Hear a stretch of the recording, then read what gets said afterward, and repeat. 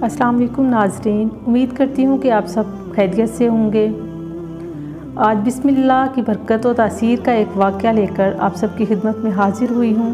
वाक़या कुछ यूँ है कि एक औरत का शोहर मुनाफिक था और उस औरत की ये हालत थी कि हर चीज़ पर ख़्वाह वो कौल हो या फ़ेल हो बिस्मिल्लाह कहती थी। उसके शोहर को उसकी ये हरकत नागवार थी। उसने सोचा कि कभी इसे शर्मिंदा करूँगा।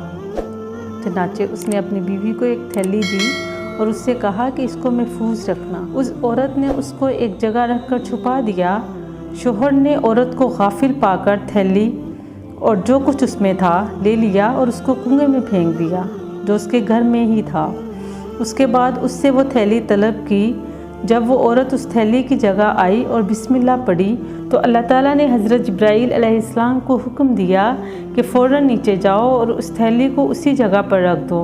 उस औरत ने अपना हाथ उस जगह रखा ताकि उसको ले सके। चनाचे जिस तरह उसने अशरफ़ी की थैली को रखा था उसी तरह उसको उठाया और शोहर के हवाले कर दिया।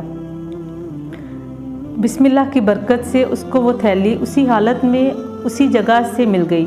ये देखकर उसका शोहर बहुत मुतअज्जिब हुआ और अल्लाह ताला से तौबा की और उसकी तरफ रजू किया।